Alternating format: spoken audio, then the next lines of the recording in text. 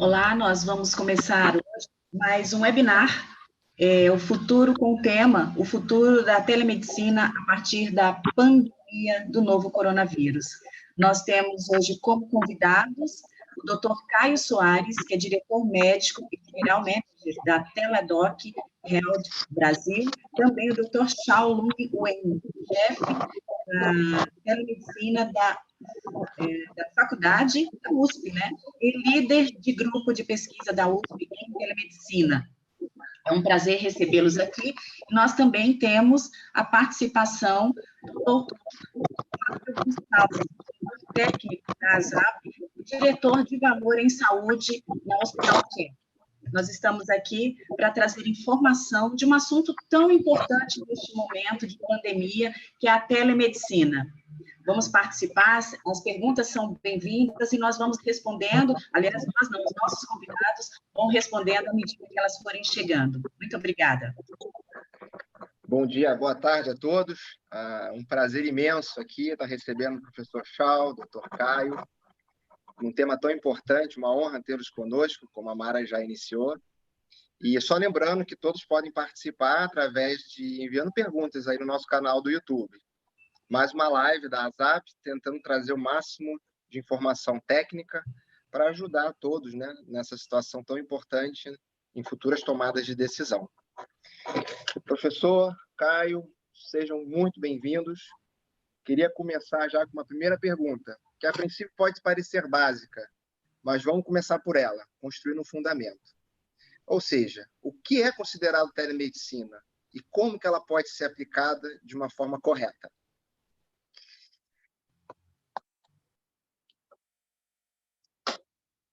Professor, pode começar o senhor.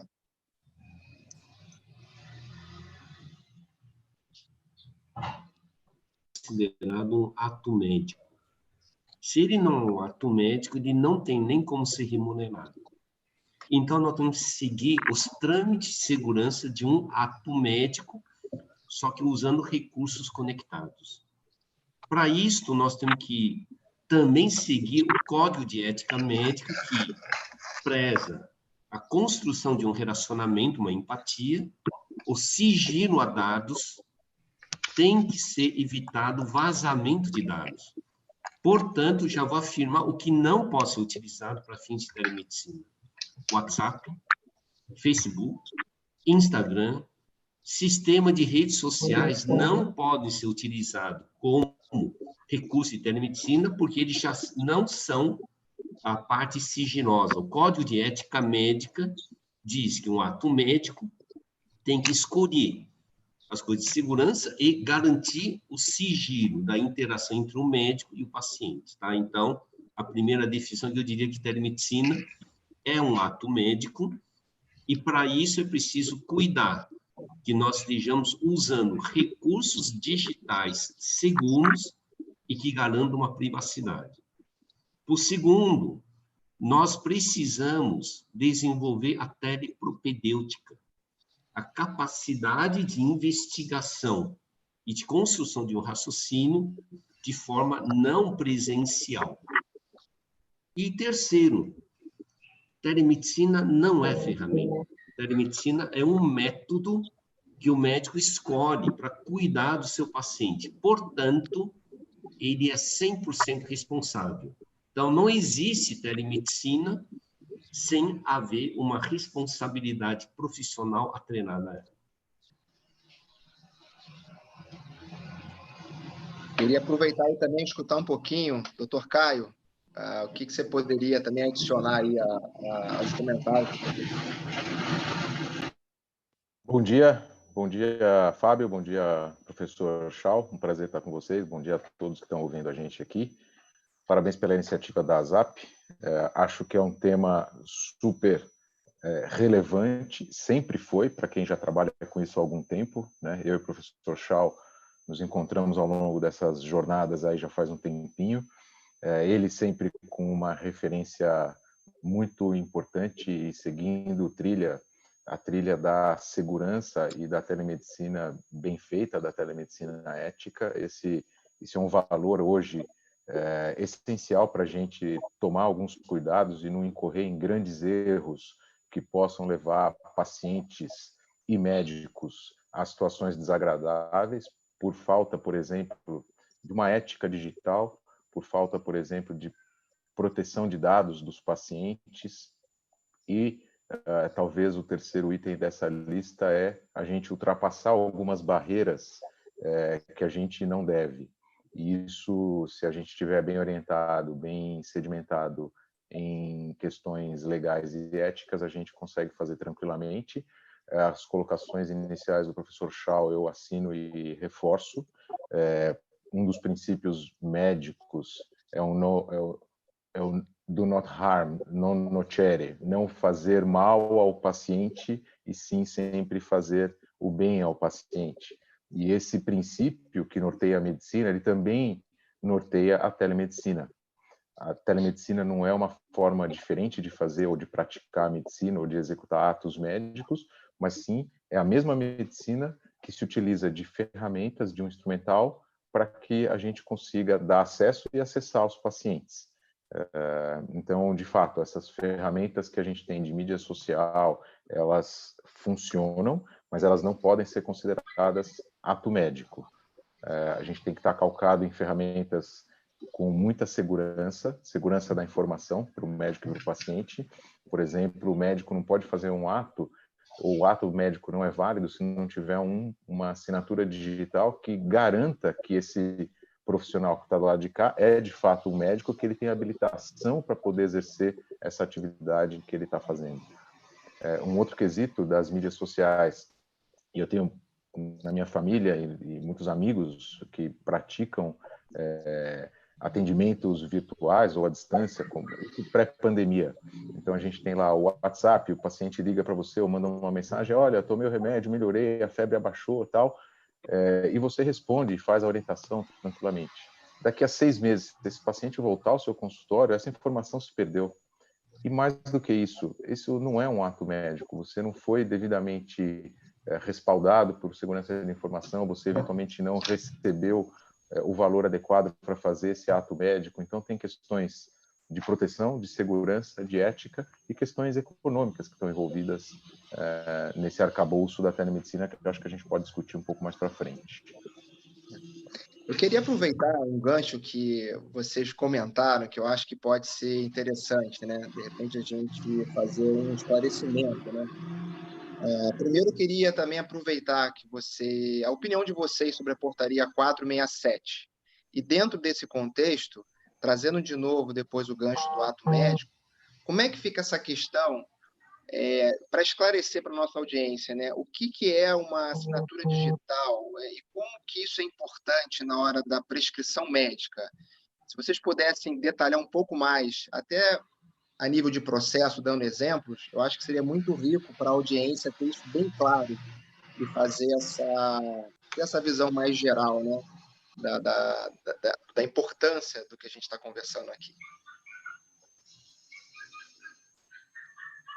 Bom, a primeira coisa é que muita gente tem um entendimento errado entre assinatura digitalizada com certificado digital, tá? Assinatura digitalizada não tem valor algum. Ele pode ser adulterado, ele pode ser trabalhado de qualquer forma.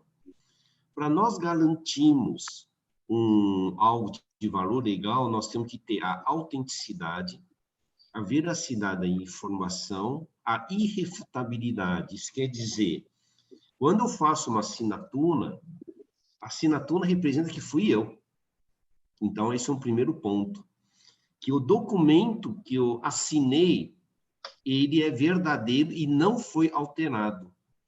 E que eu não posso negar que não tenha sido eu que assinei esse documento que é verdadeiro. Isto é o conceito de autenticação digital. Na verdade, diferente de muitos do que, quando não entendem, acham que é uma tecnologia caríssima e é nova, era de 1996.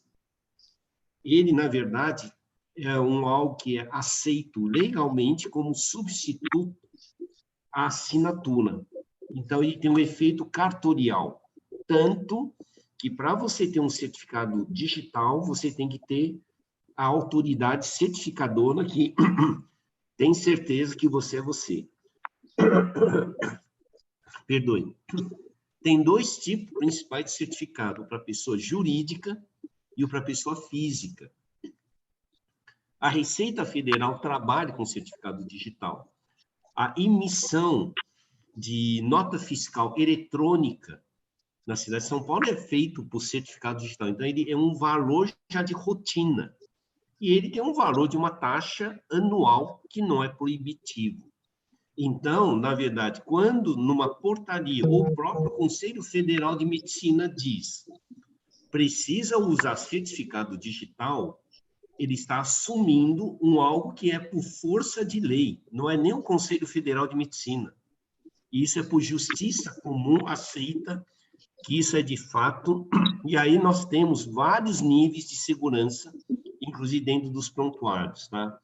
No momento que diz pode ser feito prescrição médica com certificado digital, isso tem força de lei, e isso não foi nem o Conselho Federal de Medicina que autorizou, o Conselho Federal de Farmácia que autorizou com que as farmácias recebessem a receita digital com certificado digital. Então, o entendimento falho dá uma noção totalmente errada das competências, inclusive de cada conselho.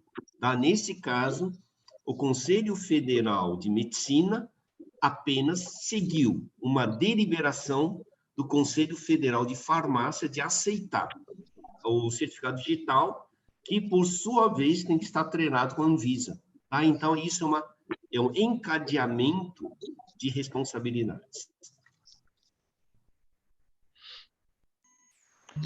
Eu gostaria de fazer uma pergunta. O presidente Jair Bolsonaro sancionou uma lei que autoriza o uso da chamada de telemedicina enquanto durar a crise provocada pelo novo coronavírus. Mas ele vetou a validade das receitas médicas emitidas pelo meio virtual durante as consultas feitas à distância, alegando riscos de fácil adulteração, e até vocês mencionaram, né, essa questão da segurança. O presidente também barrou a ampliação desse mesmo modo de atendimento após o fim da pandemia, o que, segundo o texto original, deveria ser regulamentado pelo Conselho Federal de Medicina.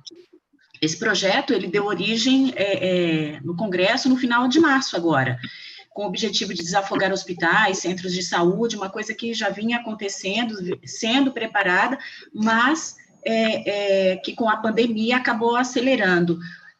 Como que vocês veem essa questão relacionada ao momento da pandemia, sendo que não é possível se emitir uma receita médica? Como que o paciente ele vai usufruir melhor dessa lei neste momento, sendo que é praticamente uma consulta, uma avaliação, sendo que se ele precisar de uma receita, ele não tem acesso naquela consulta? Eu posso começar a responder, mas eu queria pegar um gancho na resposta anterior do professor. Bom, primeiro respondendo a sua pergunta, Mara, de fato o projeto de lei autorizou inicialmente a modalidade da teleconsulta, incluindo a prescrição médica. Ontem houve o veto do presidente em 2 parágrafos dessa resolução e não está claro ainda se o veto é para as receitas emitidas digitalmente ou se o veto também se estende para as receitas emitidas com a certificação digital. Eu acho que esse é um ponto que não ficou exatamente claro e talvez a brecha ou talvez a demanda, a necessidade hoje que a gente tenha espelhe o que vai sair de fato na regulamentação, que é a autorização das receitas emitidas com certificação digital, que são extremamente seguras, ao contrário das receitas digitalizadas, como bem colocou o professor Schall, que são receitas extremamente inseguras pela possibilidade de violação e de manipulação, tá?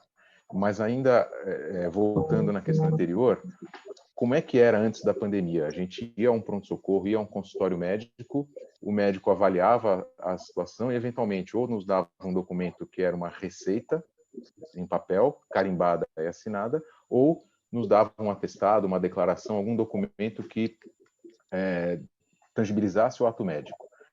no modo virtual, essa cadeia logística e a telemedicina, ela é uma ferramenta que ajuda a cadeia logística na jornada do doente, do paciente, ela precisa ser contemplada no seu âmbito inteiro. Ou seja, não adianta eu emitir uma receita virtual para um paciente que precisa de um medicamento ou fazer um pedido de exame virtual ou com certificação digital para um paciente, se na outra ponta, na farmácia, onde ele vai ser dispensado o medicamento, ou no laboratório, onde ele vai ser levado ou vai executar esse exame, essa complementação diagnóstica, se lá na ponta a gente não tiver como de fato entregar esse medicamento, dispensar esse medicamento ou aceitar esse pedido de exame para que o paciente complete a jornada. Então, entendo e eu queria ouvir o professor Schau, que quanto mais completa essa cadeia tiver, e as farmácias estão acelerando esse processo tecnológico de recebimento e dispensação eletrônica já tem uma gama muito maior do que a gente tinha antes, de farmácias habilitadas a receber a receita digital, a receita com a certificação digital, do que a gente tinha antes da pandemia. A pandemia acelerou uma série de processos, está mudando a forma como a gente consome, como a gente vive, como a gente nos relaciona uns com os outros. Então, essa reunião que a gente está fazendo aqui é um exemplo claro disso.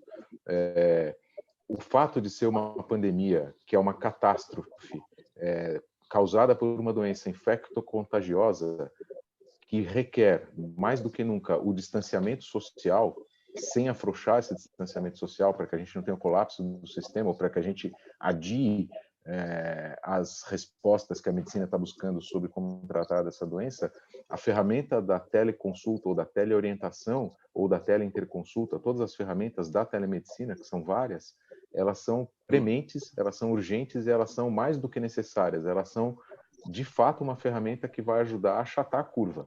Sem a telemedicina hoje, as pessoas teriam que ir pessoalmente ter contato físico em ambientes que eventualmente estão super contaminados. Então, acho que a decisão que saiu em março de autorização durante a pandemia foi super importante, tem um impacto enorme para a população, tanto para a população ser atendida quanto para a população de médicos também se proteger da pandemia. Quem está na linha de frente tem que ser preservado. E o que vem depois da pandemia vai ser decorrente dessa mudança de hábito que a gente vai estar vivendo. E eu tenho certeza que o Conselho Federal de Medicina, no âmbito das suas decisões sempre muito cautelosas, e assim devem ser,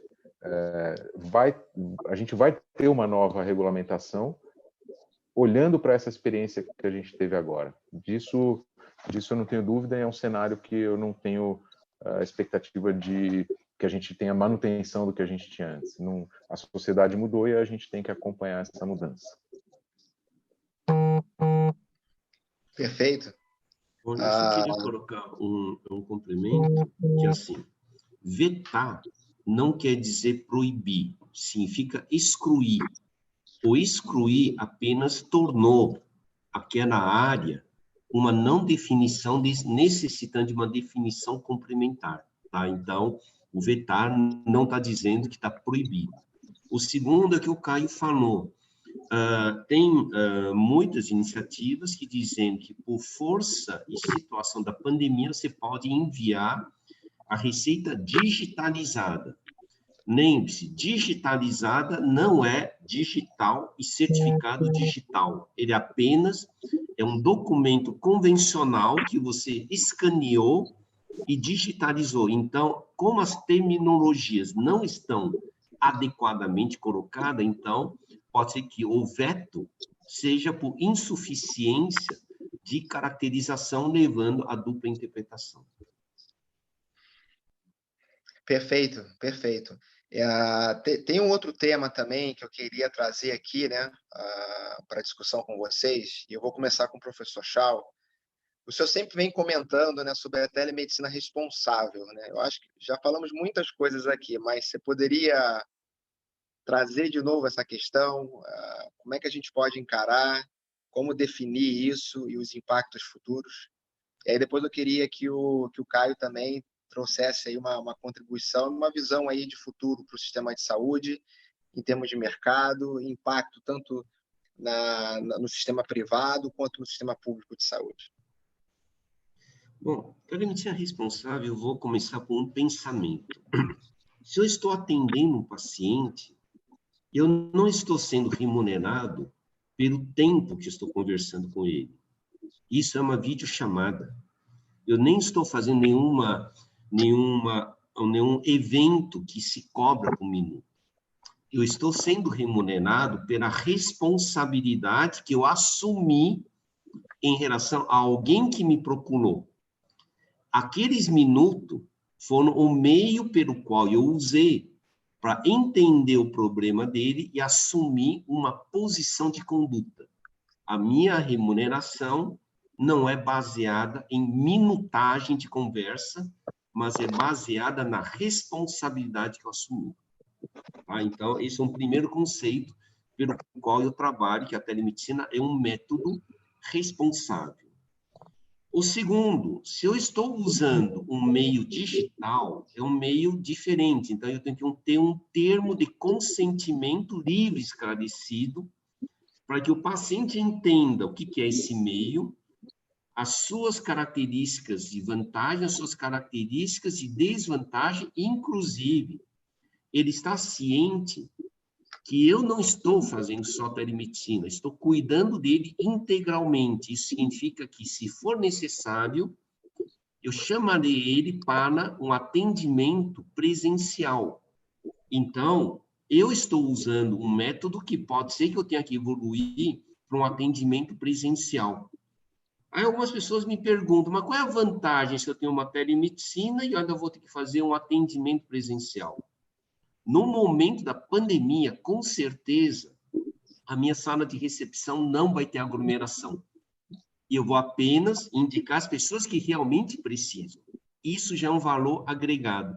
Esta responsabilidade é de um profissional responsável e não aquele que acha que é uma oportunidade de ganhar dinheiro por minutagem de interação com o paciente. Quem faz esse tipo de ação de ganho de minutagem de interação é mercantilista. É banalização do sofrimento dos outros. Então, aí nós entramos na telemedicina responsável, que eu tenho que ter um termo de consentimento, assumo a responsabilidade, eu registro o meu prontuário, porque eu preciso ter essas informações, porque a minha responsabilidade é ao longo do tempo. E após o atendimento, eu tenho que ter um respeito pelo paciente. Eu envio um relatório sintético. Olha, te atendi, foi isto, e você tem a guarda do que eu fiz. Então, isto é diferente do WhatsApp. Isso é diferente do telefone. Isso é diferente do Instagram. Esses são show, são para fazer show para cobrar minutagem. Tá? Então, nós temos que partir do princípio que a responsabilidade exige protocolos que sempre caracterizou a medicina, que é cuidar dos sofrimentos de uma pessoa de uma forma sigilosa, empática e com responsabilidade.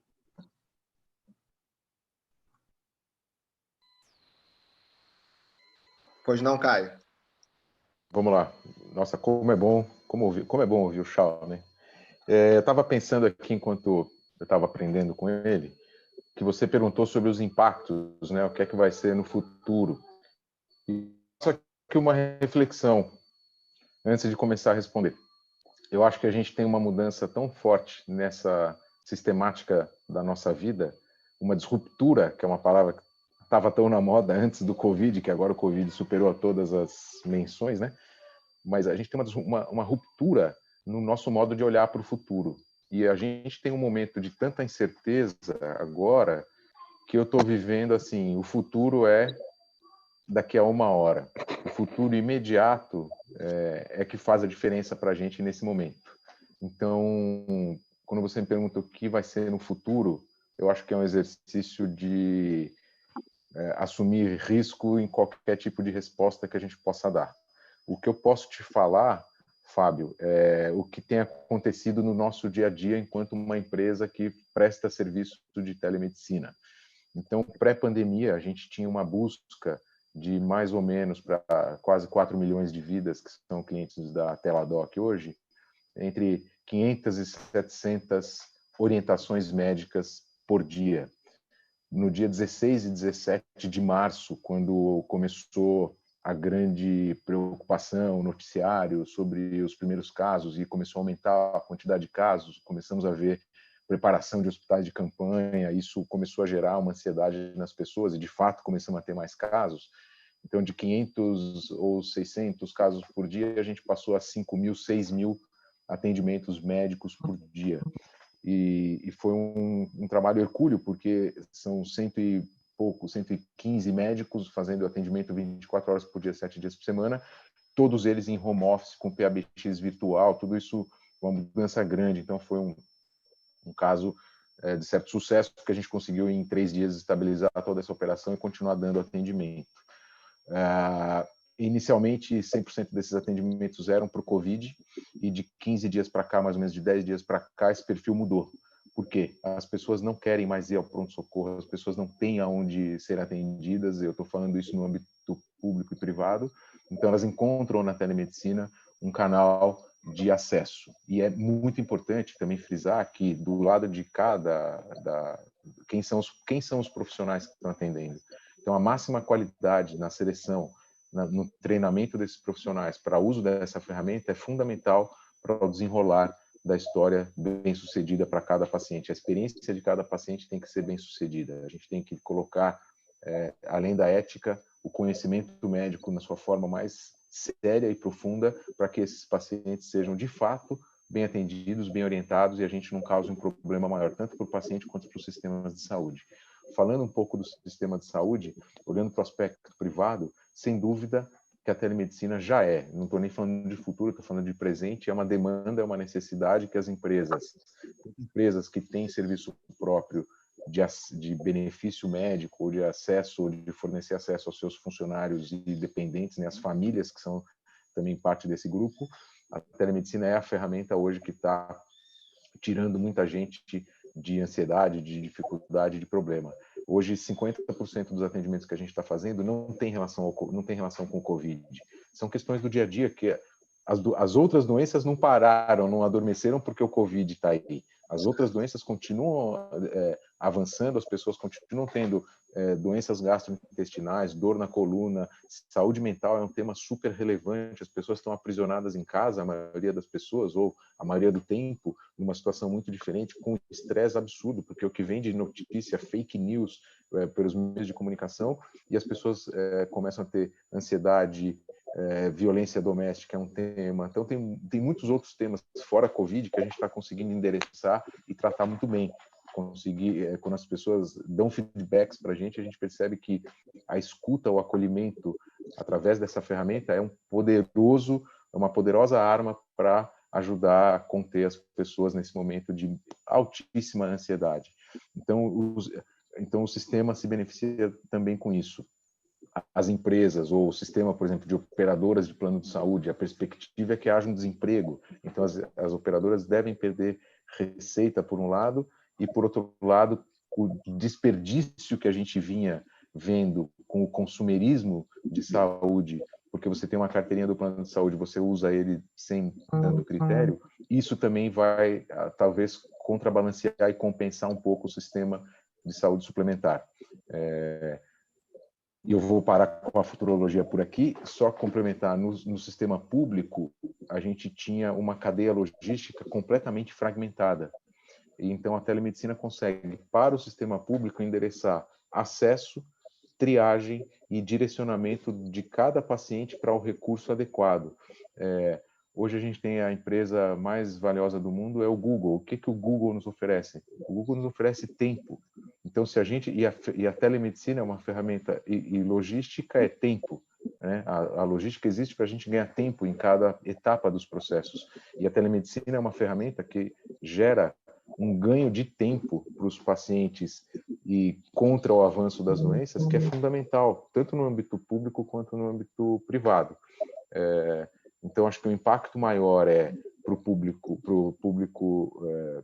o sistema público, né? né, SUS, que está dando um show de atendimento nessa epidemia, é o acesso, é o ganho de tempo e é o endereçamento de cada doente para o recurso adequado dentro da cadeia, dentro do sistema de saúde. Doutor Caio, eu vou roubar aí a sua expressão, é uma delícia ficar ouvindo vocês, aprendendo muito, né? Infelizmente o tempo está passando, está correndo aqui, e as perguntas estão chegando e vocês não têm noção. Eu tenho uma bem básica, uma bem didática, mas a resposta de vocês vai ser muito esclarecedora. Qual é a diferença da telemedicina, telesaúde e teleorientação?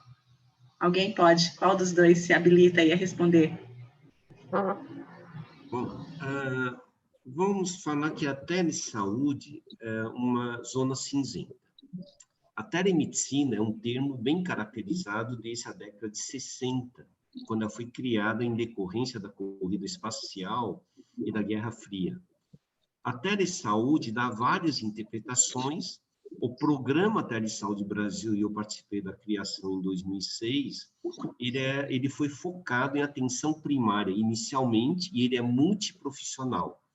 Alguns entendem que a palavra telesaúde, assim como a Agência Nacional de Saúde Suplementar usou o termo telesaúde e não telemedicina, entendendo que telemedicina é um dos componentes da telesaúde. Então, a telesaúde teria telemedicina, teleenfermagem, teleodonto, vários, portanto, ele usou um termo amplo. Existem correntes internacionais que preferem dizer que telemedicina é todo o processo que cuida de alguém doente e recupera para a condição de saúde. E a telesaúde é todos os serviços que são utilizados para prevenir com que as pessoas fiquem doentes. Então, é mais promoção de saúde, prevenção de doenças. Mas, no Brasil, a palavra telesaúde está sendo utilizado como um conglomerado das diferentes teles das profissões de saúde, onde a telemedicina é um dos itens. Tá? Problema: telesaúde não tem como ser regulamentado. Como é multiprofissional, cada conselho de profissão é que tem que regulamentar o seu próprio.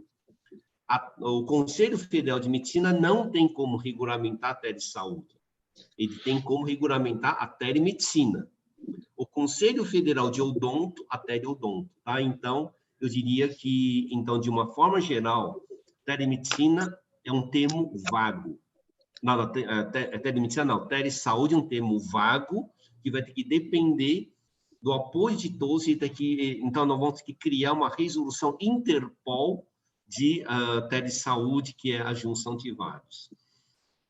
A teleorientação é um dos itens da telemedicina, ele não é algo à parte. Então, deixa eu caracterizar algumas coisas. WhatsApp e telefone não são telemedicina. Isso não quer dizer que eles não sejam importantes. Eles podem ser considerados como saúde digital, ou sistema digitais de apoio a um ato médico. Mas ele não pode ser sozinho um ato médico. Portanto, telefone e WhatsApp podem apoiar um ato médico feito em telemedicina. Isso pode ser uma teleorientação geral. Pode ser uma teleorientação administrativa, tá? Então, essa caracterização tem que saber o que é essa teleorientação.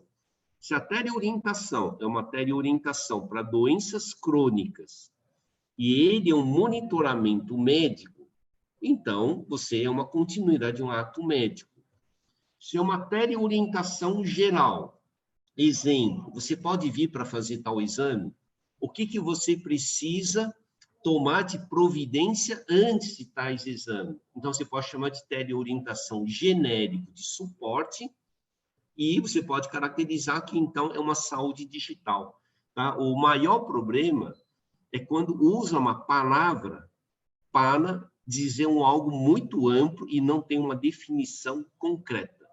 Então, em princípio, só resumindo, telesaúde todas as profissões, onde a telemedicina seria um deles. Telemedicina, ele é caracterizado pelo Conselho Federal de Medicina, e teleorientação é um termo geral que pode ser dividido em orientações genéricas de apoio ou uma orientação de crônico, e aí entra no ato médico. Perfeito. Tem mais uma perguntinha aqui para vocês, que é o seguinte: como que pode a telemedicina ajudar na eficiência do sistema de saúde, né? Já foi falado várias formas aqui, né, de criação de valor, mas sendo um pouco mais específico, por exemplo, casos agudos, qual o impacto que pode ter também eficiência, né, em reduzir aquelas idas aos pronto-socorros, pronto-atendimento? Como é que vocês enxergam esses impactos? Ou seja, nos casos agudos, não só nos crônicos, mas também numa eficiência, pensando no sistema de saúde.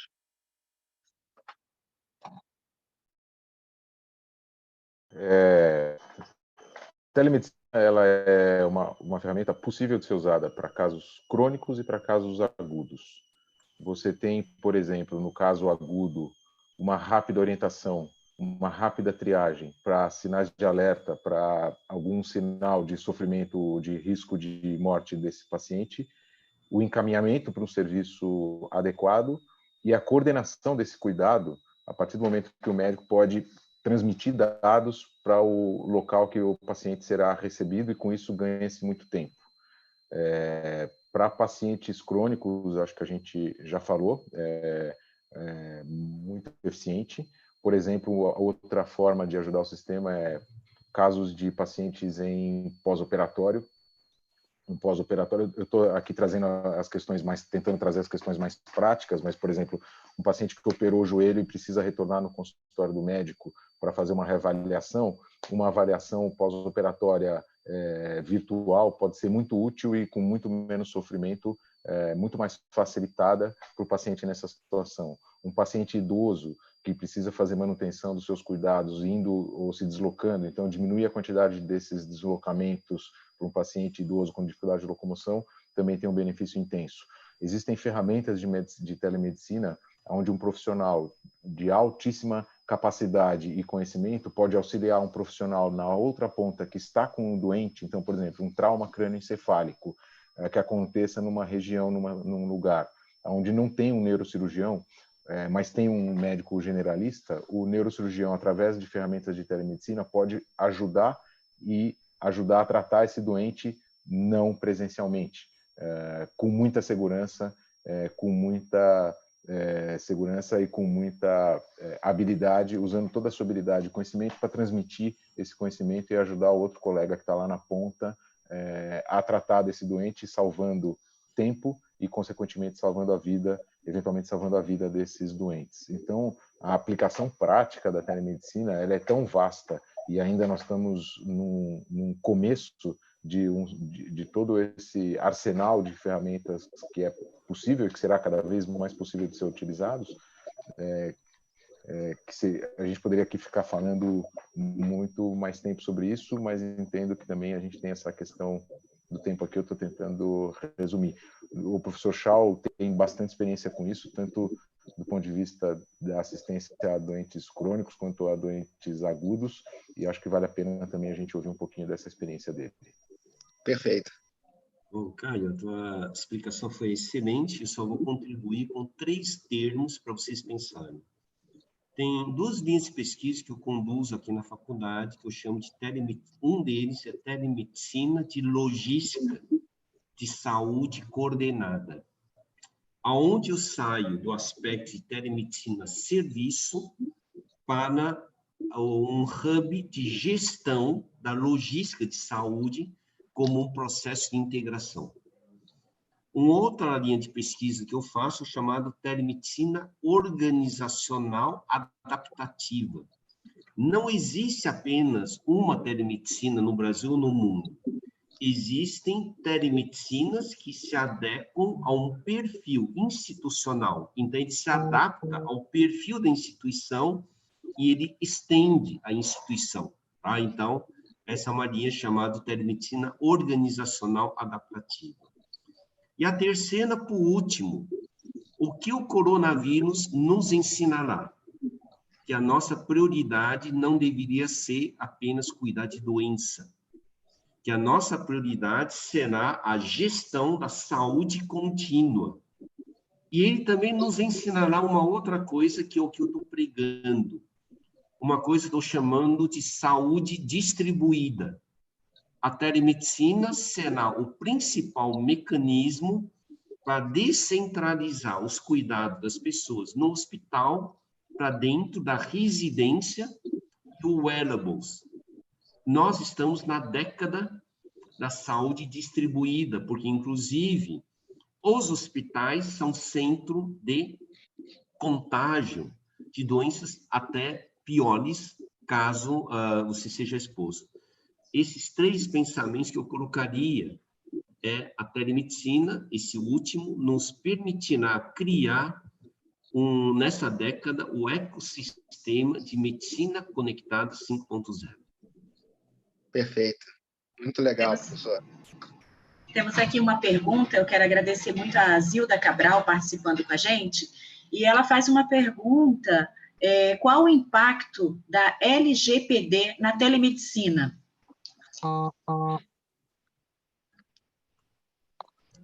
Bom, deixa eu falar uma coisa.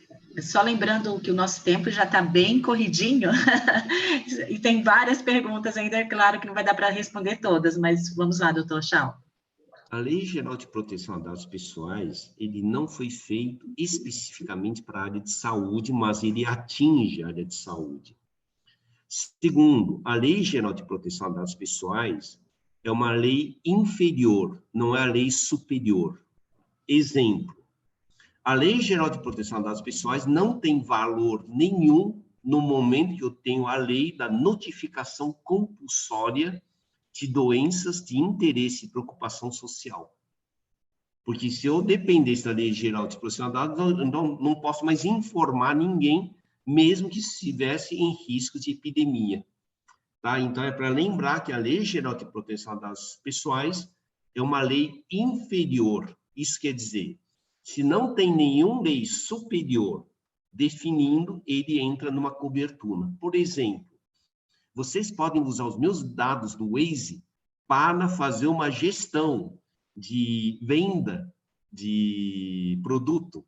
Eu posso dizer, não, eu não permito. Então, aí a Lei Geral de Proteção a Dados funciona. Mas a Lei Geral de Proteção a Dados Pessoais, ele tem muitas coisas boas. Um deles é esse termo de consentimento. Um outro é a garantia de que as informações sensíveis não podem ser vazadas. E aí entra de que o WhatsApp não pode ser utilizado em telemedicina, porque como eu tenho recurso de encaminhar, e eu tenho recurso de acabar errando e eu vazo dados, portanto, dados sensíveis podem ser vazados. Então, é nesse contexto que a Lei Geral de Proteção a Dados Pessoais tem que ser levada em consideração por qualquer instituição que vai desenvolver um compliance regulatório do uso dos recursos digitais dentro do teu sistema de saúde.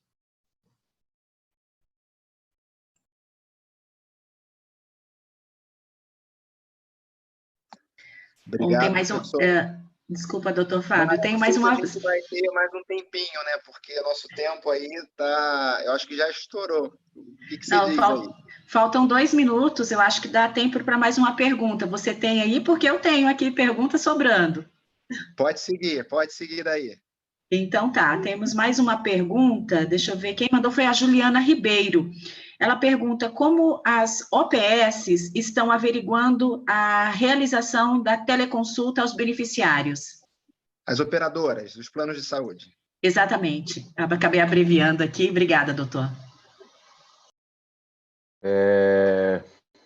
A consulta médica tem uma codificação para que as operadoras possam fazer a tramitação da verificação e cobrança e pagamento dos profissionais que executam esses atos. E, recentemente, a Agência Nacional de Saúde Suplementar definiu que a consulta na modalidade virtual, ou seja, a teleconsulta, não é nada mais do que, de fato, uma consulta. Então, definiu que o mesmo código para cobrança e tratamento financeiro da consulta virtual será usado da consulta presencial será usado para a consulta virtual. Então, é uma simplificação de muito bom senso da Agência Nacional, que facilita tanto a vida do médico, que agora já tem como cobrar, e do paciente que já sabe que a modalidade é uma modalidade possível de ser feita. Perfeito. Chegou o nosso tempo, né? Acabou esgotando. Infelizmente, não vai dar para prolongar mais um pouco. Quero agradecer a presença de todos e até o nosso próximo webinar. Doutor Fábio, pode fazer a conclusão aí, o encerramento com nossos participantes de hoje. Tá, joia. Então, agradecer imensamente todo o aprendizado compartilhado pelo professor Chau, pelo Dr. Caio. Eu, particularmente, aprendi muito com vocês aqui hoje. Tenho certeza que nossa audiência também usufruiu bastante. Em nome da Aliança para a Saúde Populacional, agradeço imensamente. A nossa preocupação é sempre estar trazendo uma informação técnica de altíssima qualidade, e ninguém melhor do que vocês dois hoje aqui representando esse conteúdo para esclarecer dúvidas e qualquer tipo de questão. É muito difícil em 40 minutos abordar esse assunto, mas eu realmente espero que quem nos acompanhou curtiu, aprendeu. Lembrando que essa live ela vai ficar disponível também em nossas redes sociais, e espero todos vocês aí na nossa próxima live, com bastante informação e muito aprendizado. Mais uma vez, Dr. Caio, professor Chau, muitíssimo obrigado. Eu que agradeço, o prazer estar aqui com vocês. Vivemos um momento dramático. Acho que o último recado é: fiquem em casa, que vai passar. A gente está vendo aí muito avanço no conhecimento da doença, então é um momento de muita reflexão, e participar de um debate tão rico como esse também aprendi bastante e engrandece a cadeia de saúde. Obrigado, Fábio, parabéns pela iniciativa, Mara, e professor Chau, é sempre um prazer. Suas palavras. Bom, obrigado. Parabéns pela iniciativa, Fábio, Mana. Também aprendi muito com você, Caio. Só queria passar uma última reflexão. Uma vez expandido a mente, ela nunca volta ao seu tamanho original. Uma vez que vocês conviveram em uso ético de um recurso, vocês nunca voltarão ao patamar anterior. Portanto, esse episódio da pandemia está nos fazendo crescer cada vez mais, tá? Então, não olhem só para a pandemia, olhem o que nós aprendemos de responsabilidade para construir o pós-pandemia. Obrigado e parabéns.